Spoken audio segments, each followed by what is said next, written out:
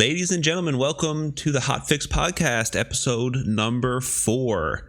We are coming live to you from our living rooms still. Yay! Well, mine's technically a den, according to the listing, so... And we all know that didn't come free. Nor is it a den. It's more of a nook, really. Well, it is. Yeah, it's a dent in your apartment. Yeah, it's not a den. It's a dent. That's more accurate. Welcome to Hotfix, the weekly podcast that dives into the fascinating world of streaming, gaming, and esports, with your hosts Brant Vladichuk and Jeremy Kelly.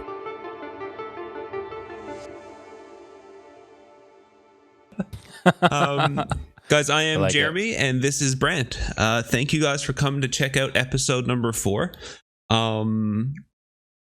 We've been leading up to all these episodes so far. We've kind of taken the stance on talking mostly about the actual streaming side of the gaming, streaming, and esports. You know what I mean? Would you agree? Yeah, it feels like our focus is mainly on gaming. But today we have something a little different. What do we have?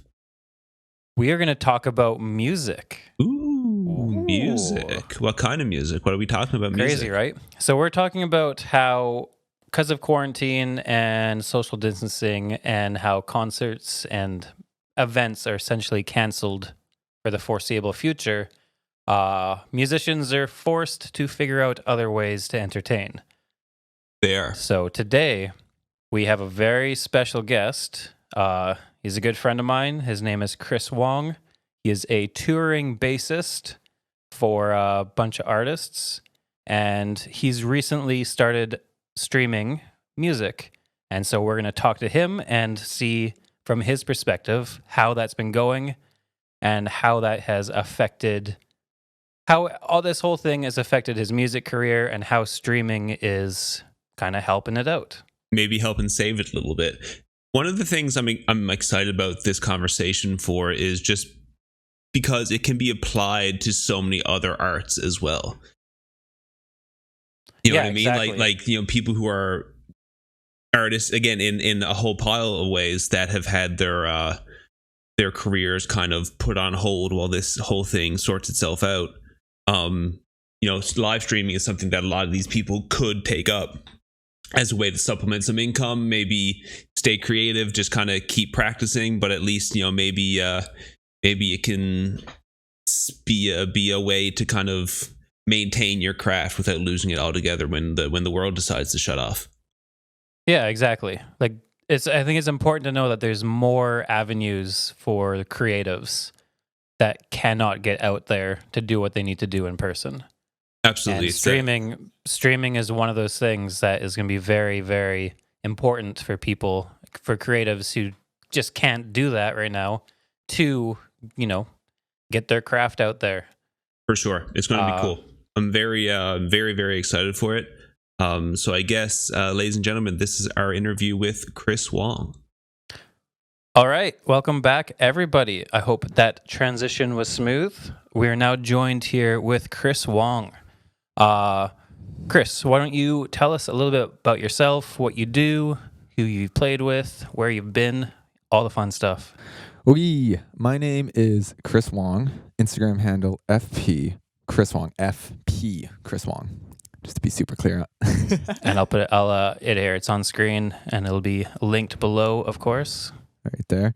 I am primarily a bass player, synth keyboard player, musical director, playback engineer, show programmer, producer, and all things music, really. I just really like music, and I'm very thankful that I get to do it for a living. Musician extraordinaire. Something like that. Definitely a musician. Don't know about extraordinary, but I do a bunch of session work for a bunch of artists. Most recently I was on tour with Rhea May and another artist, Sarah McDougall. I also play for a dear friend, It's Neva. Oh, yeah. Do you know who that is, She's Brent? cameoed a couple times on this podcast at the end. I She like has, that. yeah. And then I also have my own band. We're called the Faceplants. And yeah, I like release music on my own sometimes, just doing all the fun music things, I guess. And I really like bass. That is my love. And Awesome. Yeah, leading up to this COVID stuff, I primarily was like a touring musician, so I've like played. Well, we're all in Canada, so I've played a lot in Canada. I've also been to Europe a few times, to the States, and just kind of all over. So yeah. Awesome. And if you head to hotfixpodcast.com, all the links to Chris's socials and his bands and his music will be linked there, so you can go check it out. All right, I guess we're going to start with the very pressing interview questions. If you'd like to take it away, Jeremy. Yeah, for sure. Chris, so prior to, like, you as a musician, prior to this COVID thing, was being a musician and something within the music industry your entire career? Like, is that what you did as your full-time job? Yes. Yeah. So I've been a freelancer since like high school in different like fields and areas, but I've been a musician, like a full-time musician for the past 3-ish years, I'd say, with like performance being my like number one. And then I do like, I really like teaching. So I teach online via like Skype, FaceTime, Zoom. So that's the other, outside of performance production and like studio stuff, it's a little bit of teaching, which I consider it in the music industry, but yeah, no, for sure. So, okay. So since this whole, the world went on pause kind of thing, what, like, on a percentile type thing, what percentage of your work would you say has been completely shut down since that's happened? So I would say like I got shut down mid-tour. Like we were on the road playing shows while they were like, hey, this is happening. Where were you guys, and like how did that come about? Like, do you remember the day that happened and like how it went? So we were playing we played Fredericton, and it was dope. It was awesome. And then the next show we were playing in, it was I know you're from the East Coast, but I mix up the East Coast cities so much. I know the bar, it's in my head. We were playing at it's a gastro pub. It's the Tide and Boar in Moncton. Moncton. We were playing in Moncton, and we were like, oh, this is getting hairy. And we weren't sure it was going to go. And then we had a festival we had a theater show the next day. I'll double check it. But this was right when they were saying like no gatherings more than like 200 people or whatever. Right. And, like the theater was like 199 people or something. So we were like right in that gray area of, it was kind of like, do we want to, like, is this like, do we do like, nobody really knew what to do yet. Like it was right. We were all still like figuring it out, you know? Right. So yeah. And then like following that, like, yeah, like we had a full on month tour booked afterwards that was supposed to be going from Toronto all the way to Vancouver. We had I had festivals booked with some other artists and just over the summer. So I would say like easily like 90% of my work was just like right. So about 90% of what you do, like you said, you do the teaching, you do all that kind of stuff as well, but 90% of what you do is either in a studio somewhere with other people or touring or performing, something like that, right? Exactly. Yeah. Gotcha. Totally. Okay. Gotcha.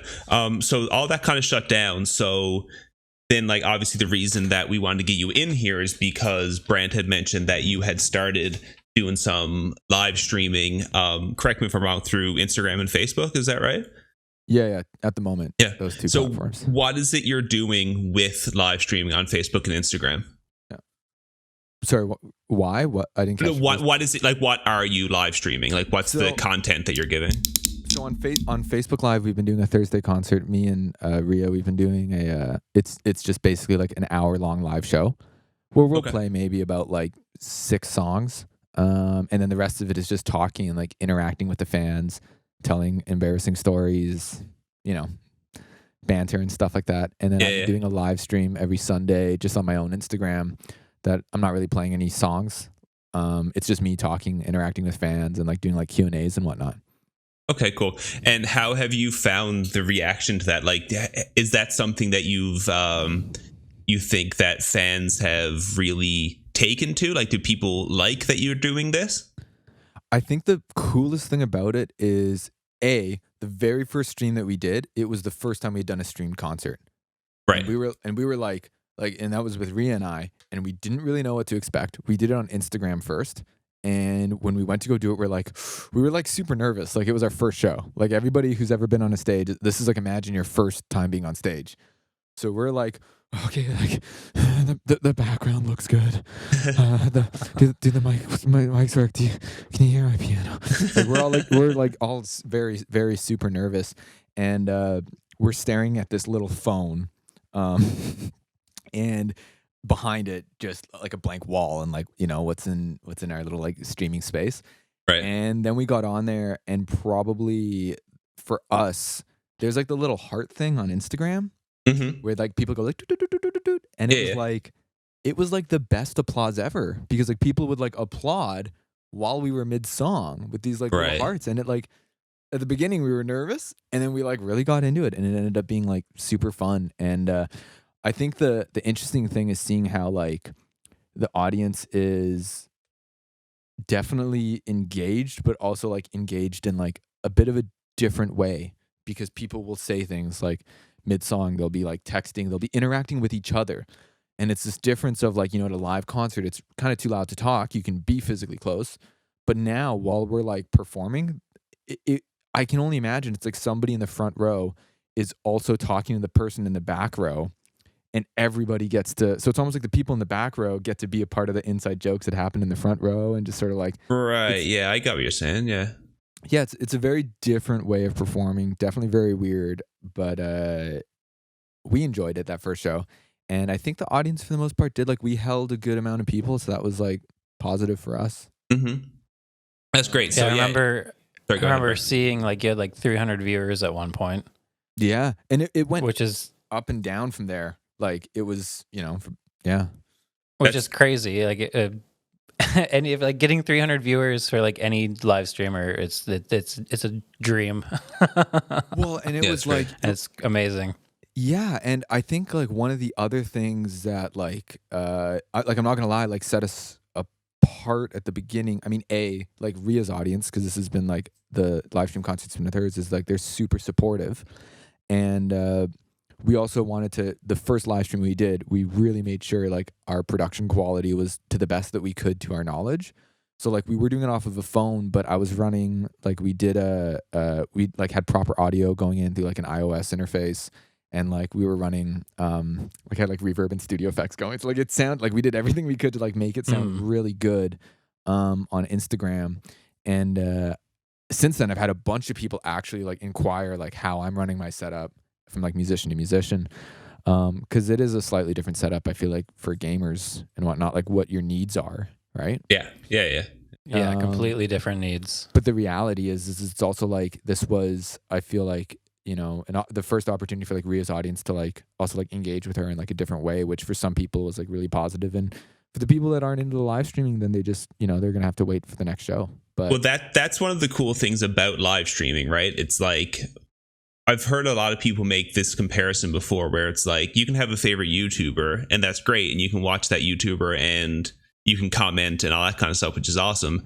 But when someone's live streaming, you have a chance to have an actual conversation or get your question answered, or this kind of thing, because they're there and they're reading chat, and it's digital, so it's not as intimate as a real show, obviously, but there's a personal connection that you can kind of feel as a fan when that person that you're watching responds to whatever that question may be, right? So it can be a bit of a unique experience, not just for the person performing or the streamer, I guess, but for the audience as well, right? It's a very cool thing about live streaming. Definitely. And like, I think one of the things I know, like what you're bringing up about like it being a different experience, like what's really interesting is now that, I mean, I'm not super in the gaming world, but I've at least been aware of like the fact that like gaming is like, there are professional gamers now. Like, I feel like I have so many people that are like, what? That's like a thing? Like, that's like, No, you know. Yeah. It's Yeah, you know 100%. as big as gaming is, like it's a niche market, but it's a, like, as far as entertainment goes, it's, I think dollar value is the highest grossing entertainment industry in the world, I'm pretty sure, which is insane. I have no doubts in that. Like, it's crazy. And yeah, it's, like it's, bigger than music and bigger than movies, which is doesn't make any sense to me either. And I'm an avid gamer my entire life. Like, it's crazy. But it's still kind of a niche market as far as like mainstream audiences go, right? Like very, very much, which is wild. You know, it's funny. It's, I just wanted to, just before we move on, because you have just brought up how on your first live stream you took the extra time to make sure your production value was so high, make sure it looked good, make sure it sounded good, right? That's something that we spoke about in one of the other episodes, how it's like, if you can start streaming, whether it is on Facebook, on Instagram, or on Twitch, or whatever it may be, it doesn't really matter. As long if you can take the time to make your stuff sound great and look great, you're already setting yourself above 80 or 85% of everybody else that's doing it. Right. And just to throw that out there, like, the way that we did that was we took what we physically had around us and did the best that we could. Like, Casey Neistat has like the whole thing about, like, you know, you film on the best camera in the moment, which is sometimes your buddy's iPhone 4 that has a giant crack in the screen. And it's like capturing, like, that's one of the things in isolation, at least, that's been so exciting, is like the fact that like content can really, quality is so anything now. Like, in the sense that like the phones in our pockets have the ability to give us the quality to put out good content. You just definitely have to put a bit of effort in, you know? Like, we made sure, like, okay, like, I remember the first day we were like literally the plant, like, I don't know if you... like, that plant right there, we put that there because we were like, oh, like, now my big head is covering it, but we were like, oh, like, we gotta put a plant up there. Like, maybe we should put a vinyl out. And, it's a broken guitar, but it looks really cool. So we just like started like putting like, you know, like, we just put stuff up that would be like cool, just trying to think, like, you know, and like trying to nail the lighting. I mean, it's by no means like, I've seen, like, I know Brant's set up, like, he's got the green screen sometimes, he's got the full, but and the interface we're using is like a $200 like phone interface that I bought like a year ago for like another purpose. But we're like, okay, well, if I run like this cable here, this cable here, this cable here, and believe me, we're still like balancing the 1/8-inch cable on the headphone extension in that one way where it doesn't do the like. So you run the whole stream just through your phone? Yes. That's awesome. Nice. That's super. So do you run like all the audio like through Ableton on your laptop, and then like just the 1/8 inch out into the phone something? If you guys really like the nerdiness, give us the nerdiness. I'll give you guys the nerdiness. So, Roland has this amazing product called the Roland Go Mixer. I also know they just came out with a live streaming one as well. I haven't physically gotten my hands on it yet, but they have this new interface for live streaming that I know allows you to connect two mobile devices, like an iPad and a phone. You can upload, it's like a Stream Deck, but for just iOS, and it's like dummy proof and has 2 inputs. It looks really cool. I might try to get my hands on one and like talk to my rep and see if I can get that. But not even including that, I have the Go Mixer Pro. It has 9 inputs on it, and it's an iOS interface. And so basically what we've been doing is I run like my bass into one input, I run my Apollo with all the studio effects, and like we use like a beat sometimes just for fun. And we run that in there, and then Rhea and I monitor through that interface so we can hear what everybody else is hearing, and then we just go for it. So actually, well, I'm using it right now to record this stream. But yeah, it's the Roland Go Mixer Pro, and it's like tiny, and it just freaking works. Like, it's literally idiot proof. So. That's amazing. That's so cool. sick. Cool. I did not know that existed. That's awesome. That's absolutely incredible. Prior to this quarantine happening, what like, can you tell us what you knew about live streaming, what you knew about, like, and that can be including Facebook and Instagram. Like, what was your understanding of live streaming and what people were doing when it comes to live streaming? I know that some people tried live streaming concerts beforehand. I know that they were not that popular because the quality and the understanding wasn't there. I also feel like the musician's audience is different from a gamer's audience, and so the type of people that it attracts, I'm really interested by the way that people consume content, and so it's really interesting to me to know that there's like a whole network and a whole industry of kids that don't even like playing video games that like watching people play video games. Absolutely. And like Huge, consuming that live streaming content, that's amazing. Like that's unreal. Like that's cool. Like that is cool. That's super cool.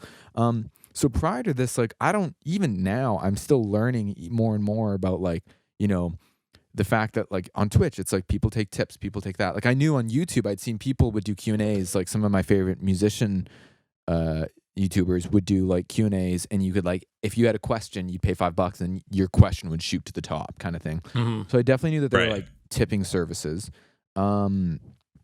Personally, I haven't even dived into that yet on my end of anybody I've worked with receiving tips. Right. Because also in my view, like a great thing about like the live streams and stuff is it is an opportunity for really cool depth with your audience. And what I've learned on my personal level of like my following of I go live stream on a Sunday and I'm just talking about bass, I'm talking about songs that I like it's a really personal thing. And to see like the people that are, it's two things. It's the people that are really interested about in what I'm doing, and then the people that enjoy live streaming style content. And so it's cool seeing how those interact, seeing what holds them, and also just like for me getting used to, because believe me, like getting on a stage and talking to an audience, I feel good about doing that. Right. Getting on a camera, talking in front of a camera, weird. Yeah, it's weird. I'm working on it. I'm trying to, way trickier. Yeah. When you mentioned the tipping part and like the donation thing, and I remember when I first started going on Twitch and got into it, and I was just like kind of talking to some friends about it, and they were like, "What do you mean people just donate money? Like, why would anyone just give you money for something that you can do for free or you can watch for free, which is like fair?" Yeah. And then the best like response that I ever heard was like, "Okay, imagine you're a basketball player and you could pay $10 and LeBron James is going to answer any question you could possibly ask." And then they're like, "Oh, okay, that makes sense." Or like you're a bass player. It's like, what if you could just give $5 and Geddy Lee is going to answer anything you could possibly, you know what I mean? And I love that you said Geddy Lee.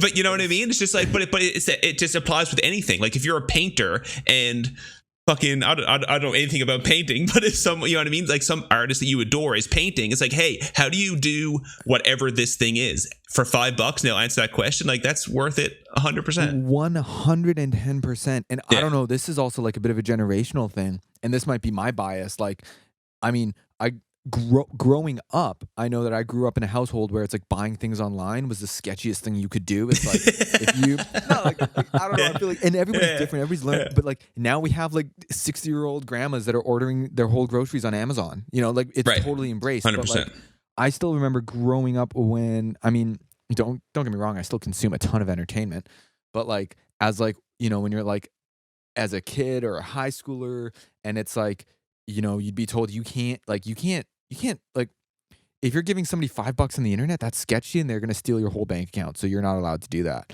Right. But then it's like now in like 2020, it's like, it's almost sketchier if that's like not how you're getting your, like, so you don't use Amazon? Weird. Like you don't use Amazon? You don't have Netflix? You don't do this? You don't. So like, that's like a personal thing for me, like getting over the fact that like, that's not a weird thing to like, not ask for tips, but like that people actually do want to give money, because it's like when I think about some of the artists that like I looked up to growing up, it's like, yeah, like we showed support by buying a CD. Right. We showed support by buying a shirt. We showed support by buying that single on iTunes for $1. Right. Yeah. And now it's just like, well, yeah, now you can give $1 and you still get that single and you get the chance to talk to them. And it's like, so I don't know. It's definitely like personally, I haven't dived into it. None of the artists I directly work with have dived into it, but that's also because like, I'm sure you can imagine with like the Twitch thing, so much of it is just like, you have to give content. Like you do. Yeah. Like before you ask. And there's a certain level of, again, of quality that needs to be there. Like if just like off the top of my head of ones that I watch as far as like musicians go, like Brendan Urie from Panic at the Disco streams like pretty regularly, and then like Matt Heffy, who's like the singer from Trivium. I'm not sure if you guys know what that is, but so they like he streams as well. And are they doing like, music, or are they streaming like video game content? So or like they do a bit of both. Most of it is music. So like Matt, like from Trivium, has an amazing setup where he has like 3 cameras where it'll be like one on his, it's like kind of like, it's like the microphone and like just like his upper body. And then there was like a camera on his like fret hand, right, which is sick. And then he just plays, like he'll just play the instrumentals for a bunch of Trivium songs. And then he'll just practice them. So he's just practicing, but he'll sing them and scream and play guitar, and he's just shredding and doing his whole thing. So he does these on days when he's not touring. And then when he's touring, he brings his setup with him and then live streams his concerts from side stage. Sick. It's incredible. And then like, sorry, go ahead. Oh, no, I was just going to say, but like what I love about that is the fact that that's him giving himself through a specific medium, in the sense that like, you know, you're not there watching somebody shred guitar that you don't know. You're sold on the mat. Yeah. On like his brand, and like that's the cool thing. You know what I mean? It's an opportunity. Sick. Yeah. And then like, and so correct and then, me. Sorry, go ahead. Oh, sorry. Correct me if I'm wrong, but didn't he also mention that he makes more money from the live streaming than the music itself? I wouldn't be surprised, because he has. I mean, Trivium. Like, as far as like if you're a metal fan, like Trivium are pretty big. Like, and they have like an insanely dedicated fan base. So like he gets like a really, like he's getting like well over 1,000 viewers every stream. And if he streams for 6 or 7 hours concurrent, over 1,000 viewers, like between subscriptions and donations and ad revenue, and like obviously we know how the analytics and stuff work. I would say he's making significant cash off of that, which is amazing. And then Brendan just streams. I mean, Panic at the Disco has made more than enough money. So I mean, like he just streams from his studio, so he like has everything there. So sometimes, I mean, before this whole thing, he would just bring friends over sometimes and they would jam, or he would just sit down and sing like Sinatra songs or whatever it may be. And it's Brendan Urie singing Sinatra songs that you can watch for free. And it's like, what? That's insane. Like, right. Yeah. It's great, but there's not a whole lot of musicians doing it. So when like say all that being said, and I guess this is just like a super long lead up to a question, is do you see the value as, like, now that you kind of delved into it a little bit, do you see that there could be some value as a musician to add this into their like portfolio of what they do as an artist? This is a great question. Personally, I've always seen the value in it. Because I remember one of my buddies was showing me this Twitch drummer who would just like, people would request the song. It was a great concept. Yes. You pay I don't even know the guy's name, but I know it's like you pay like $3 whatever. You request the song and he'll drum to it. Right. Like that's amazing. That's amazing. Genius. And like another one is, do you know Mark Rebay? I don't think so. No. This guy, I'm not kidding. You want to talk about music and live streaming? He doesn't understand. Well, he does understand it. He's killed it. He just like, he has probably like 1 million subscribers on YouTube. He did YouTube lives, and he basically, people come on the live stream and he loops a song and he sings he's 98% naked. Okay, the fact right now that we're having a conversation about streaming and music, and that like, this is what I find amazing. There are tons of gamers you guys don't know, right? Sorry. Tons of gamers that I don't know on the live streaming thing. But talking about live streaming, go check out Mark Rebillier's thing. He's been doing it for so long in the past year and built a touring career off of it, from my understanding. I'm a newish fan to him, so I'm still learning his story and stuff. But there's definitely an obscene amount of value.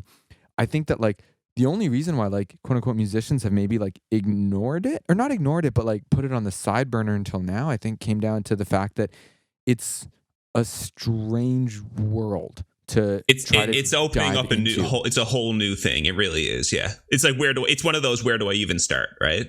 It's where do I even start? And then it's also a matter of, I think like sometimes the audience doesn't know how to consume that yet. And then it's the big thing of ultimately, like, I mean, I don't know for sure, because I don't personally watch a ton of like live streams, but content, like, I mean, the growing pains, I feel like, for a musician to get good audio. Like, good audio is one of those, as a filmmaker. I mean, I'm sure Brant, like, I guess you do some filming and video. Obviously, if you're streaming, you know how to use a camera. But, like, we all know how much good audio makes or breaks video content. It's, like, the number one overlooked thing. And then I don't think people really realize that audio is more important, if not, like... Yeah, you sell video with audio. George also I don't know shit. Okay. pretty sure George Lucas. I could be wrong. I shouldn't be using like, I shouldn't be quoting when I don't know. But like one of those famous actors is like your film, like 60% of your film is audio, not like Right. Yeah. Yet, and I've worked a little bit in film and audio, and you're the underdog. Like people don't want to. Oh shit! I think my camera did just cut out there. I'm gonna restart it again. Shoot! I'm so sorry, Brant. But It's all right. We got the backup camera going. I know we'll have to do the cut in and out. But yeah, so I think that like that's just some really tough growing pains when, as a musician, if you want to stream, audio needs to be the number one, and it's like a struggle. And actually, like you were asking about like, you know, my work and like how it's transitioned. I've been helping a lot of my friends and peers and new clients like how to get their live streams going, and just like, you know, with specifically what they have lying around. They're like repurposing what they have around, because like nobody can go to Best Buy right now and buy a new thing. Right. Yeah. So you mentioned originally when you did your first live stream, and then obviously like the audio and video was great and like that's sick, but then you had other musicians reaching out to you wondering what you're doing. So do you think there's been an outpouring of interest, I suppose, as far as live streaming goes since this whole thing has been going on? Like do you think so more people are like are interested in doing it? 100%. And I also think it's a reality of the fact that it's like we need to find a way to interact with our fan base in in the way, because something else is being taken away. I think like some of my favorite YouTubers, I don't know if you guys know Adam Neely. He just broke 1 million subscribers on YouTube. And one of the most important things that I think he talked about was the fact that he's like, I just broke 1 million streams. A lot of people, 1 million people subscribe to him. Like, I don't know do you guys know Adam Neely at all? I don't. Yeah, I know him. I don't. Yeah. Okay, cool. He does a lot of smart. He's way too smart for me. Everything he says is way over my head. His theory, yeah, it's obscene. I love his content to death, and he was talking about the fact that like he has been putting videos out on YouTube for 14 years. He started his first video was in 2006, and I think it was 3 years ago, and I remember it. 3 years ago was when I discovered him, and it was just before the cusp of where YouTube changed the algorithm for the recommended videos, and he caught on that, where smaller, medium-sized channels were getting on that wave. And he's talking about that on this one podcast he did with Yannick Gwizdala, who's like another bass player who did the vlogging thing for a bit. And it's really, honestly, super interesting to me to hear. I'll just give it a little bit of insight. Yannick Gwizdala, I'm probably saying his name wrong. He is a fusion jazz bass player. So let's just like check this out quick. A fusion jazz bass player. Love him to death. He's an amazing player. Was looking up to Casey Neistat. And Yannick actually did 311 days of a vlog. And he was talking about the fact how he was studying how Casey did it. And it was the same way how we've sat, because we all play instruments here, and learned an instrument. He sat and tried to learn the YouTube vlogging format. He tried and what I think is cool is this new live streaming thing. It's learning how to do it. You guys know more than me about how to stream and everything, right? And it's like learning how to do this new format, which is so exciting, but also interesting because nobody's going to learn this in 2 months or 4 months. Right. Everybody's going to try to do it right now, you know, but I think it's like, and I think it will really work for some people. Like, obviously, it sounds like somebody like Matt, he's killing it. He's got like 3 cameras. He has it set up. He's following the real streaming format. And for sure. Then, I don't know exactly about Brandon, but like, it sounds like Brandon just does it, and it works for him because he has the following and the branding and the gigantic following. Yeah. And there's definitely nothing wrong with that, but like, and that's amazing. Like, that's one of the fantastic things about when you build a brand. It doesn't matter what you're doing. It's like you have your followers. Fair. And it's like, did you grow it on Instagram? Did you grow it on a stage? Did you grow it on YouTube? Did you grow it? Where did you grow it? I think we've all probably felt the tough transition of like, I've got a following on YouTube. Can I bring it to Twitch? Fuck. Like, yeah, it's tough. It's tough. It's tough. Like, you know, like transitions have over. So I don't know. I'm kind of like going on a tangent now, but I guess like what I mean to say is I think that like live streaming is going to be really positive for a lot of musicians, and I'm really curious to see how many keep doing it once it all goes back to normal, because I think there's more to it than just like, it takes time to learn. It takes time to like, we're also witnessing the fact, like I watched John Legend's live stream on his Instagram, and it's like John Legend was like, This is the first time I've done this. I've never done this before. Yeah, And it's like, we're witnessing our greats, our favorites, our like heroes being like, this is my first live stream. Yeah, it's sick. It's sick. There's something really cool about when you get to the Twitch side of things. There's like, so Twitch is broke up into categories, right? So if you're searching for something to watch, then you can search by categories. Then a category would be like certain games, or there's there's arts, and then there's just there's a category called just chatting, right? So it's basically for anyone that's talking about anything or doing kind of anything. That's kind of where they do it. But just chatting is the fastest growing category on Twitch. Right now? Since the COVID? Or since... No, since for the past year. Yeah, right? it's so always like number 2 or 3. So like above video games. That just means that, okay, like Twitch is primarily a video game streaming platform for sure, but there's a huge audience of people coming in to watch people cook or paint or play music or work out or whatever it may be, right?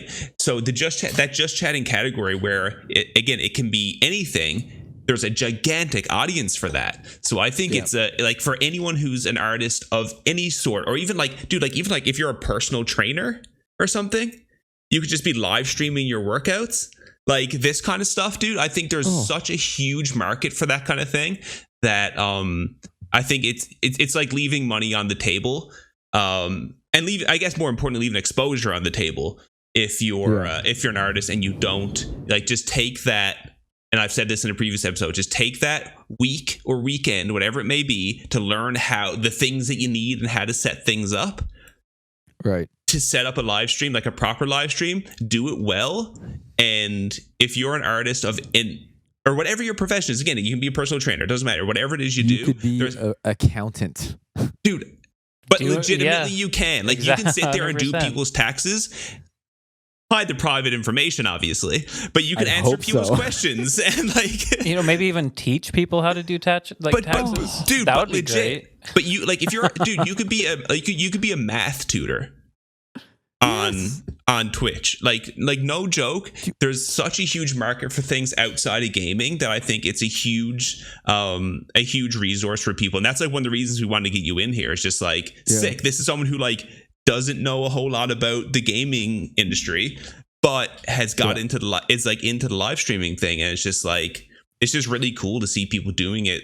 That's not just sitting down playing Call of Duty and yelling at other people's parents. Yeah, Totally. I think it's also important to for artists to know that Twitch isn't just gaming. Like the one of the top categories is a non-gaming. What is that category?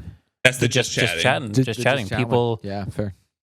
And even my band, because we're obviously not going to the studs, we're not playing shows. So every Sunday we've started doing a live stream as well, just getting online and chatting and doing stupid things. Right. So I got to ask. But even sidewinding right there though. So if you don't mind me asking, who streams in on your guys' streams? Sorry, who? On your band streams, who's in that? I don't know. We had 5 viewers once. Was that on Instagram or Twitch or what was it? Only Twitch. Oh, okay. So, because I don't understand. One of the things that interests me about specifically TikTok, which also has a live streaming platform, is the opportunity for outreach, right? So I guess on Twitch, did you have reoccurring fans pop in, or did you have new fans popping in? Well, we're still new. We've done it once, so we're still kind of figuring out what we're gonna do and bring the fans in. But yeah, you're talking about discoverability. There is none on Twitch. None. It's very minimal. That's the biggest thing about, or the worst thing about Twitch, is that you do want to bring an audience from somewhere else. Which is one of the things that I think would be very freaking I'll tell you this, from my experience live streaming, I've had people complain if I do it on Instagram, Facebook people will be like, "Oh my goodness, please do it on Facebook." And if I do it on Facebook, people on Instagram are like, "Please do it on Instagram." Right, of course, yeah. I could not imagine. I know how difficult it was for all of us to download Skype to do this. Mm-hmm. Yep. So I can't imagine. It's tough bringing people to a shows. Try getting somebody to download Twitch and give their email. No, you're like absolutely true. But that being said, like that all being said, right now, I just brought this up just because we were talking about it on the just chatting category. There's 200,000 people watching it. That's amazing and insane. Right. And what I wanted to, it's not a small number. That is 10 times a stadium. Well, exactly, right? Like, I think that well, the reason why I was asking Brantho about like who came into his stream was because what I learned when I did my first stream was it was eye-opening. Since I've done a couple live streams, since I've been I'm on a bit of I don't want to say a social media hiatus, but like I definitely slowed down. And like one of the things that I'm learning and appreciating is the fact that like every time I like make a new post, do a stream, just be more of an online presence. Like ignoring live stream, but like being an online presence, I gain some followers and I lose some followers. And I'm not scared anymore about like losing some of those followers because it's just a matter of the fact of like the people that really do care. And one of the biggest things I learned going live was like, oh my God, like I don't look at it as the fact of like, oh, I only like one of the personal streams that I did, it was like the very first time I did it, I averaged at about like 30 to 40 people on Instagram, which I was like, dope. And I did it a second time and I was like, oh man, like I've got like, it was about 15 to 20 people. And I was like, okay, I know that there's like 15, 20 people that are in my corner to watch me talk for an hour. I wouldn't even watch me talk for an hour. It's weird. It's really strange when you get people, because like, so that's definitely the thing with live streaming. I guess like even anyone who's watching this who's new to streaming or is just getting into it, like don't like it fluctuates. It's a very up and down thing, right? Where like if I stream for 5 hours, I can't imagine anyone being there for the full 5 hours. Like you know what I mean? So like you have to expect You're these not even dips. there for 5 hours. And that's an absolute fact. Anyone who's ever watched my stream knows that's an absolute fact. Yeah. But you know what I mean? So you kind of had to be ready for those dips. Like again, if you're brand new and you're on Twitch, which like Chris you just said is like, how do I even tell people to like good luck getting anyone to download Twitch that doesn't know what it is. Yeah. It's like sometimes if you're new to streaming, there's going to be one person there. There might only be two people there and that other person isn't talking. And it's just like, well, this kind of sucks. Right. So like there's huge growing pains. There's no doubt about it. But the opportunity is there. Like that's what I love about the video gaming thing, because it's like not like my very first live stream that I did, I made sure that I gave myself the option of I like pre-planned. I thought about it. I was like, okay, when nobody's talking to me, what can I do to be entertaining? Huge. It's so important. And in the gaming community, and this is what I feel like I've learned, it's the fact that like, and this is what's really cool, even if you run out of things to talk about, you're playing a video game. Yeah. And that's freaking dope. Like, sick. Like, so then there's that built-in content, which like, I'm not going to lie, man, like as musicians, which we all have been on a stage before, it's like, when you're not playing your instrument, it's almost like, some people like really it's like, oh, that's the scariest part. But the moment where there's not like a thing of entertainment holding that, I think that's the attitude that like brings streaming, like the success in it. And like, so my first stream, I called it String Up Sunday, tons of S's. I thought it was funny. Yeah. It was like slap bass, string up salad Sunday. And I strung up my bass. And honestly, I was thankful for it because I had a bunch of people pop in. And so I almost didn't even string my bass up. But it was my fallback. I did my second live stream that I did on my personal channel. It was just like Song Sunday or whatever. And I was just going to talk about songs that I love. Mm-hmm. And I also realized in the moment, like I had this great idea of like, okay, I'm going to share a song. I can talk about it. It's going to be great. I'll have some guests. They'll come in and they'll talk about their songs. And it was good. It was awesome. And I was so thankful for everybody that like tuned in. But I also noticed I didn't have as good of it was still a great stream, but it didn't have the same outreach. And I realized, it might've been the fact that like, I was like, there was moments where somebody would pop in for a second and they'd see me there sipping gin, listening to a Fall Out Boy song. Right. And I'd have a fan that's like, why the fuck is Chris listening to Fall Out Boy? I don't even know Chris. Why am I here? I'm going to go on TikTok now. Yeah. And they just peaced out. Like, yeah. And so that's one thing I would say that is a benefit of Twitch over something like Instagram or Facebook. Like if you're on Instagram and you pop into someone's live and you're just like 3 seconds and you're just like next. You know what I mean? You just move on. Whereas at least if you're on Twitch, like it's a conscious effort to go on Twitch and actually look around and see who's on and check out someone's channel. Yeah. Whereas Instagram's just second nature. Like I think if people stop moving for 10 seconds, they're just muscle memory automatically opens Instagram. You know what I mean? Like, Instagram is looking in your fridge. Yeah. You know what I'm saying? Yeah. Like when you're hungry exactly. and you look in the fridge, Exactly. That's what it is. Yeah, when like Twitch would be like, I'm gonna, you know what? I bought some Orvin Reynolds popcorn. I'm gonna do it in my nice air popper, and I'm gonna grab a blanket and sit on the couch and let's see what's on Twitch, right? Like that's kind of the vibe. Exactly. So it's a bit more of a conscious effort to actually go on Twitch because it's like, okay, I'm gonna chill and I'm gonna watch. I'm actually going there to watch a live stream as opposed to flicking through Instagram just because you're bored for 15 seconds. Yeah. Right. So that's like super legit. I do have one more question, Brent, and I realize I'm taking up all the talking time, buddy. So I totally apologize. It's all right with me. It's I was kind of curious as to what got you interested in live streaming. Like, so this whole thing happened, and then like at what point, like, did you see something or see someone else do something, or like at what point were you like, maybe I could try this? Like, do you remember what like kind of piqued your interest? Well, seeing somebody like John Legend do, just off the top of my head, because he had like a really like successful live stream, seeing him do his live stream and have it be such a great combination of not improvisation, he's not making up songs on the spot, but seeing him at that level be like, I've never done this, here's my phone, and here we go. And like just going in on it was like really inspiring. Right. I think having the ability to have like content to put out was also handy. Like for me, doing my own personal live streams, it's really making me learn about, you know, what I like and what I can put out and what I can like provide to my personal fans. Doing it with Rhea has been really fun because we just play some of her songs, we play some cover songs, we interact with some of the diehard fans, and we make dumb jokes. And it's like there's definitely like she definitely has a bigger following, and so it's like really fun to like play with that. You know what I mean? And not play with that, sure. like, but just like be a part of that and like, you know. Yeah, no, it's dope. So I think like the inspiration to just do it, like one of the things was, I mean, everybody's doing it now. So there's definitely an over influx. So we were trying to find a way to like set it apart, which we were trying to do with like production value and also just like consistency.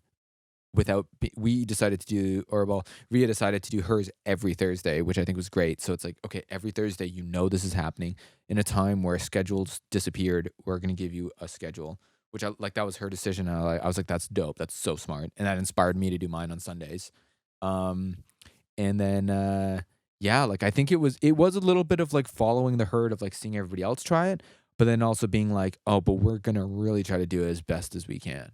You know? Right. Yeah, no, that's amazing. And we've preached so much how important sticking to a schedule is. Like, it might be more important. Like obviously the content is king, but like, yeah, doing it, I went off on a tangent last week about how I would rather stream one really good stream every Wednesday than stream a really shitty stream 6 days a week. You know what I mean? Like, I think the schedule is so important. And I don't know, I could be wrong, man. Like, I'm not that into, but like the algorithm favors consistency. Like, I'm not crazy to say that. Like, I felt it when I post daily on Instagram. I get a lot of, it does me good. When I use hashtags and I'm posting daily, the algorithm favors me.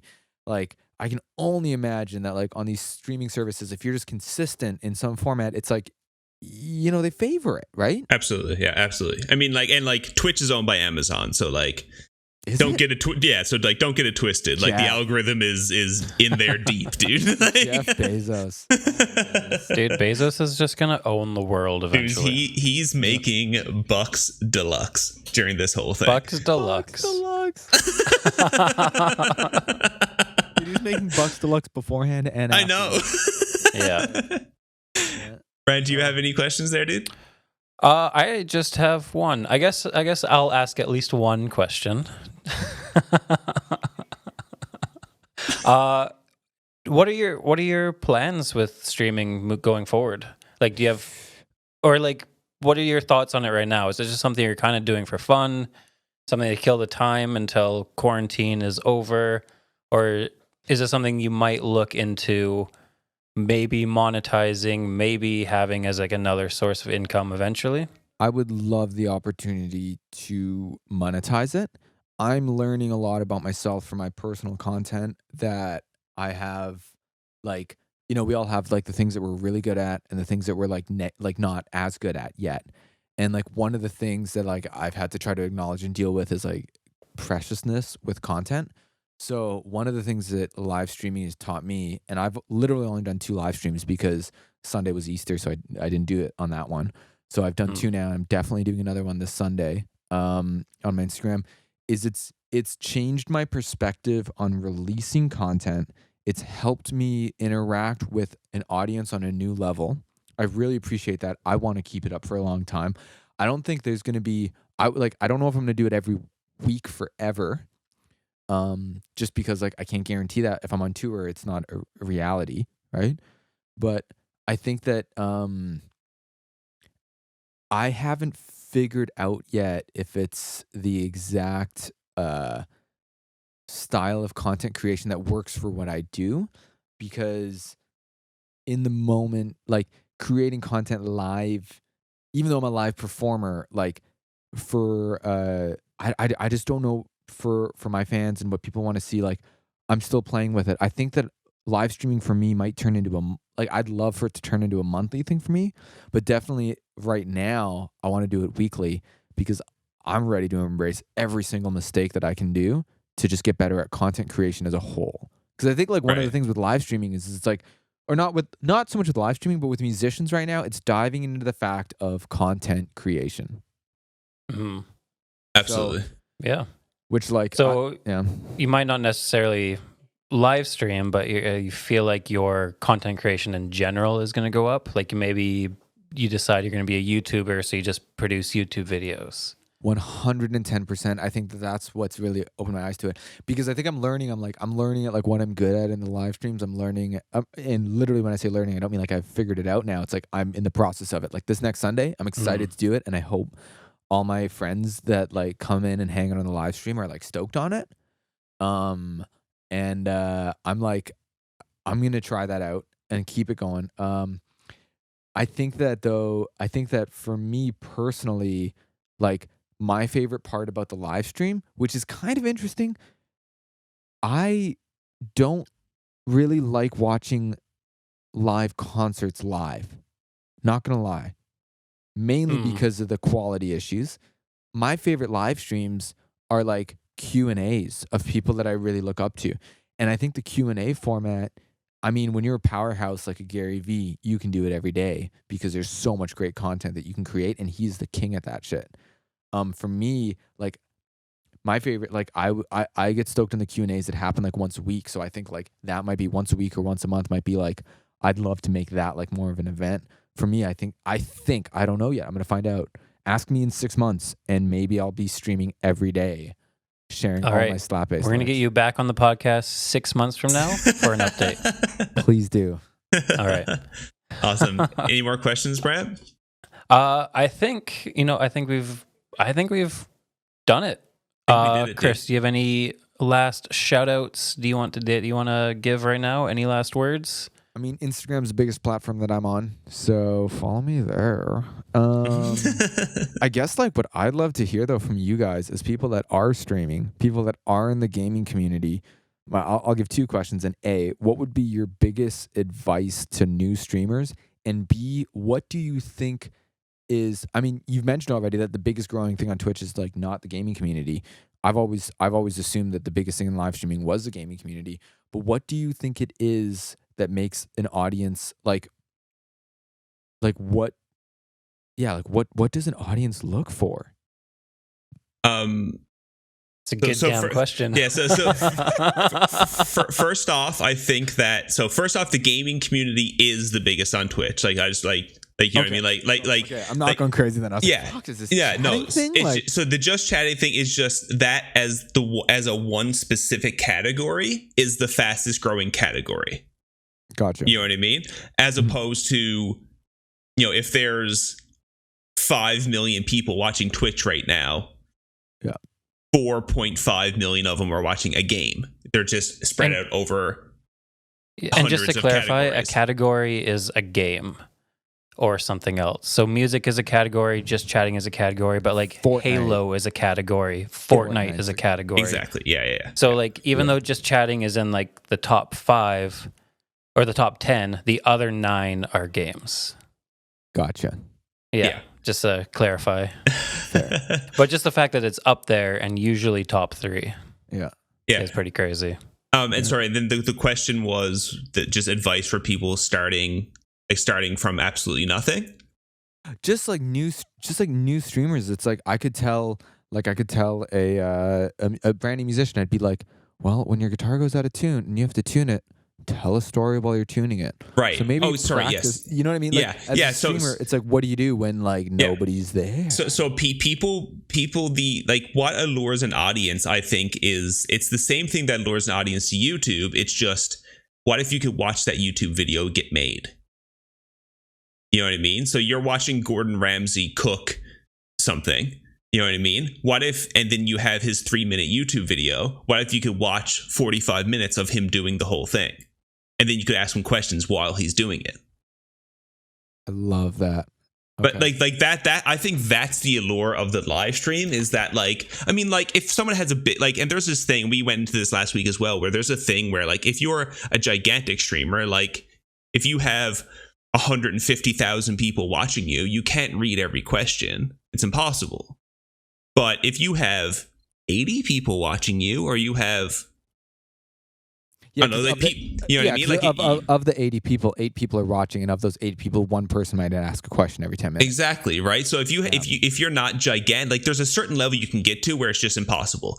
But you get to have and there is. But you get to have this engagement with, like, as a fan of Twitch or of live stream, you get to have this engagement with the person that you're watching, where you can build a relationship, or you can get these questions asked, or you can just watch the process, right? Like if someone is like, you're a bass player, like if you had to learn this new song that like was just recorded, or you had like you're going on tour and it's like, hey, we're going to cover this song, and say, oh shit, I've never listened to that song before. Okay, I'm going to learn it now. So while I learn it, I'm just going to turn the camera on and live stream myself learning it. Then I'm going to talk about what I'm trying to learn, what I messed up, how I messed it up, how do I fix it.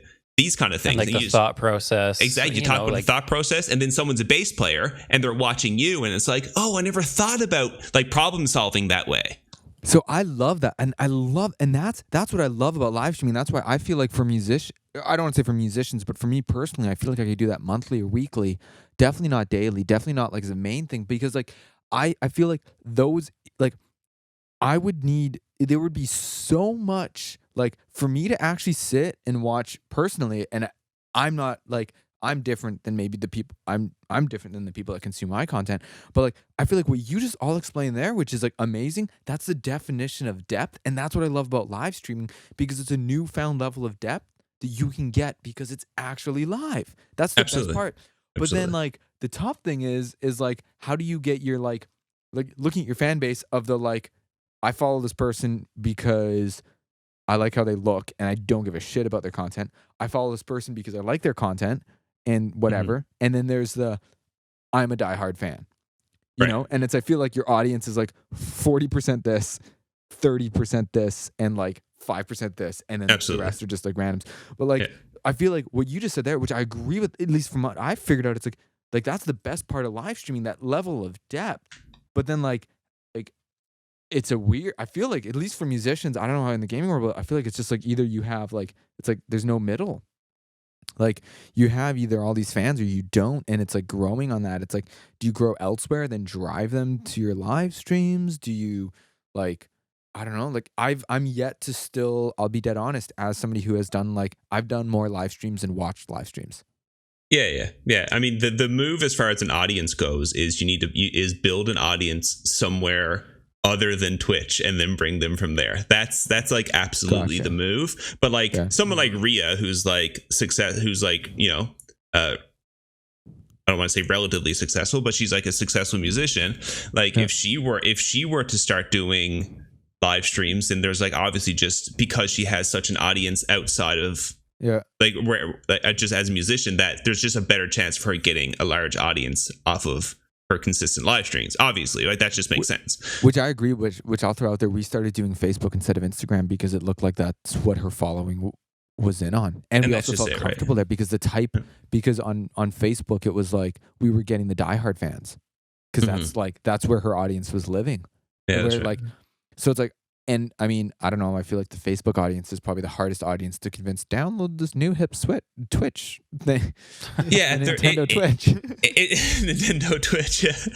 But I mean, it's one of those things where I think if a musician or an artist wanted to get into the Twitch streaming side of things, you almost just have to go for it and then just like put the links out there, and if people want to follow, then they will, right? Definitely. But it's like, you know, if you have 1,000 YouTube subscribers and you get 20 of them that follow you to your Twitch channel, then like fair enough. But if you're going to be live streaming anyway and you want to do it through Twitch, because if you ever start streaming through Twitch, you'll just see how like it kind of just all works really well, like as far as like the donations and the subscribers and the ad revenue and like everything, you know what I mean? Like it's built for it.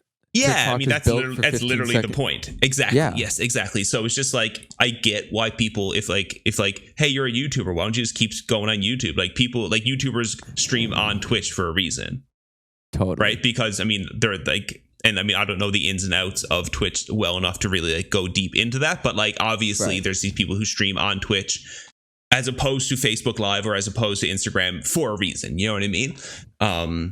Totally. But yeah, I think it just, again, long-winded to answer that question is I think that just the ability to interact with the person, with that content creator is by far the biggest appeal to live streaming. All right, Chris. Thank you very much for spending your time with us this evening.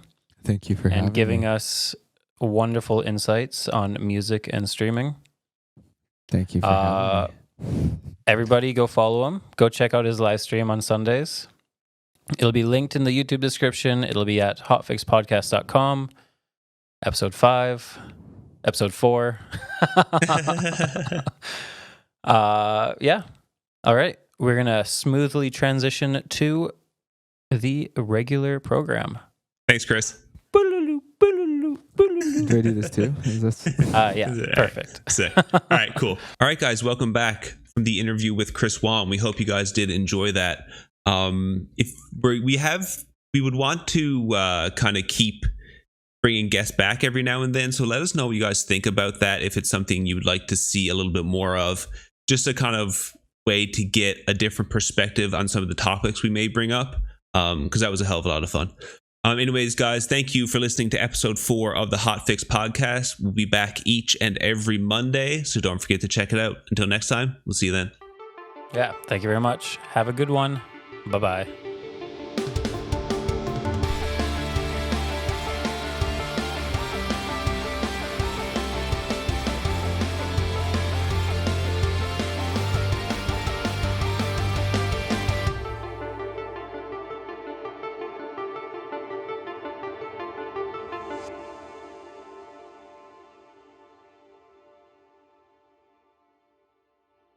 All right, Gabby, how was that episode for you?